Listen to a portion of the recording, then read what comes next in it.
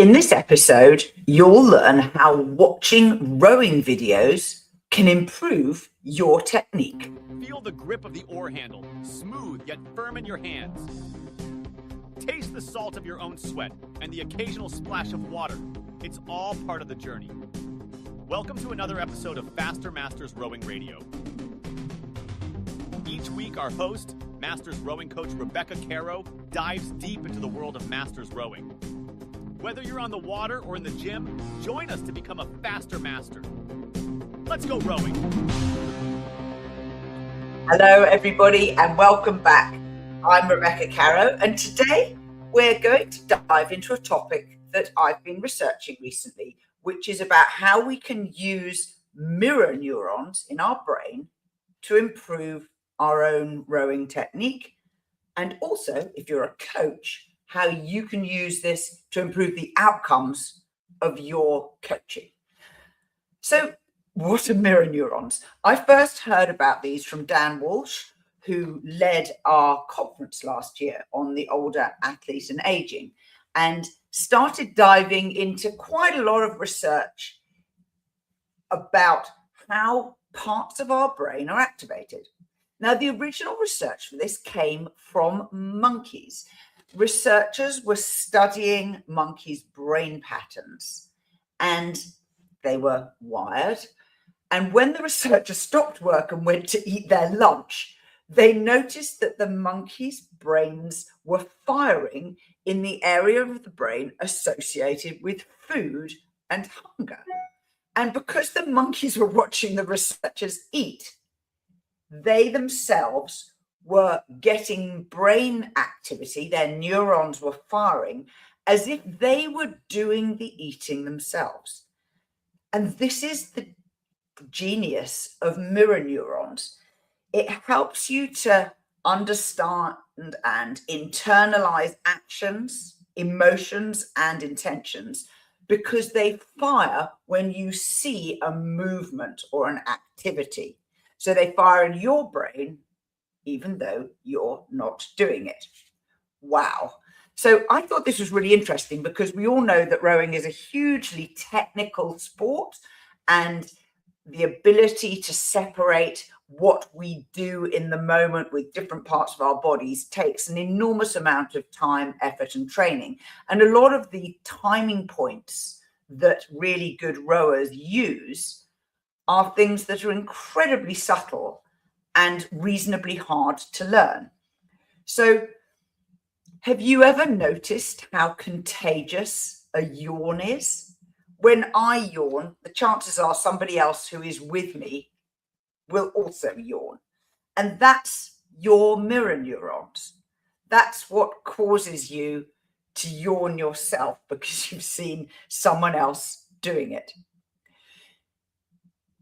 I dived into research from an ophthalmologist, a man who's an eye specialist called Dr. Leiby. His business was called Sports Vision. And he advocated and had done some research into if you watch correct performances, you see the technique that's being used. And he was studying people throwing basketballs into hoops. And the research he did started with people watching someone throwing, but the ball didn't actually go into the hoop.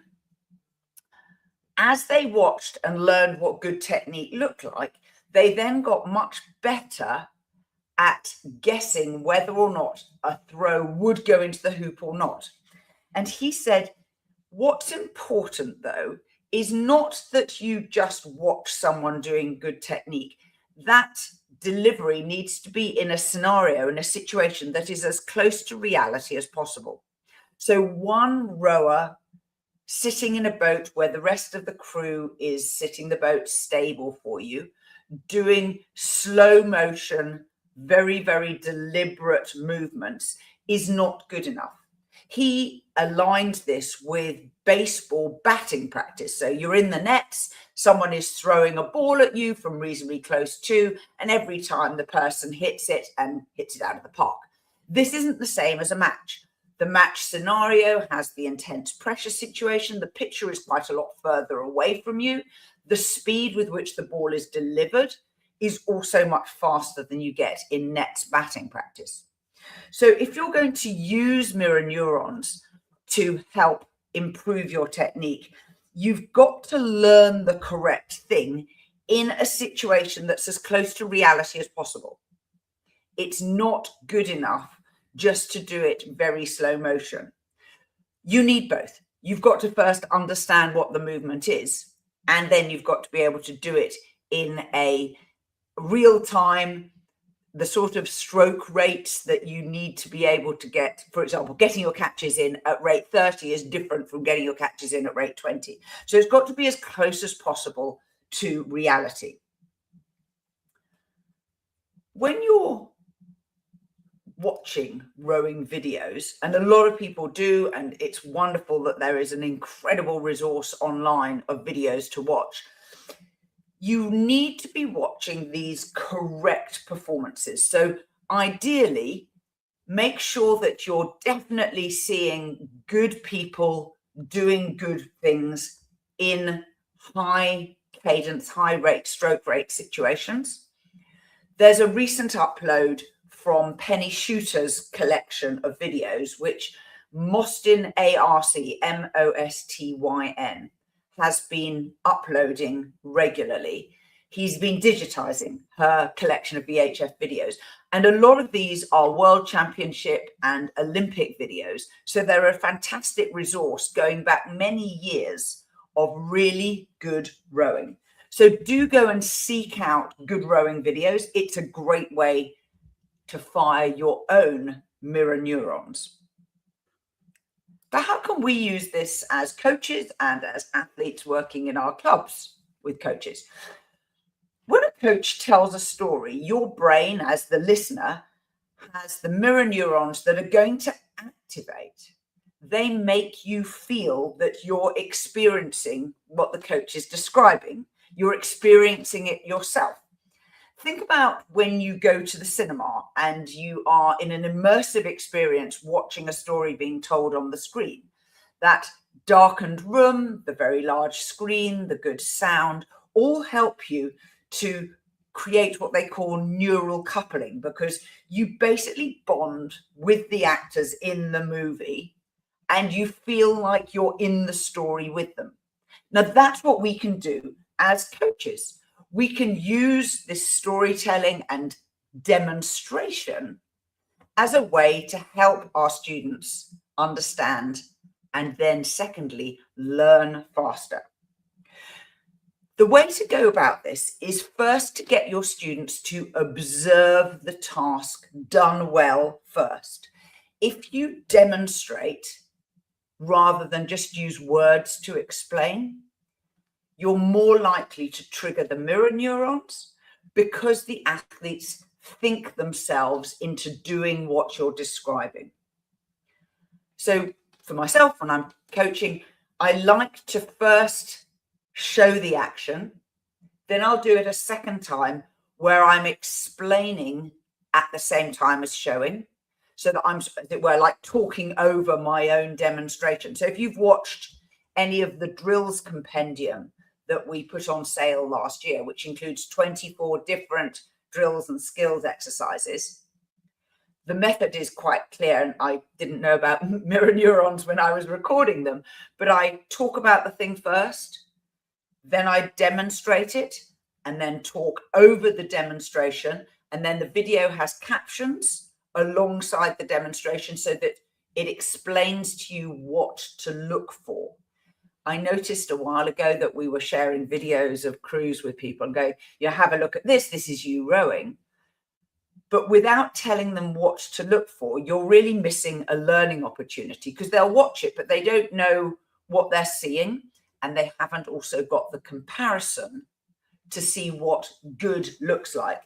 And of course, now I'm learning more about mirror neurons. I want people to be activating their own mirror neurons so that they learn better. So this real-time observation and real-time correction, which of course is what coaching is about, leads to better skill acquisition. And the last thing that the experts recommend is to encourage peer-to-peer observation. Now, I've talked about peer-to-peer coaching already in the past, and I've actually done a peer-to-peer coaching webinar with my own club, and I'm quite keen to try and see if we can expand this into other clubs, where we teach observation and comparison between good technique and what someone's actually doing in front of you. We used ergs to do this just because it's easier to get up close to video someone, to then have a range of different people swapping in and out.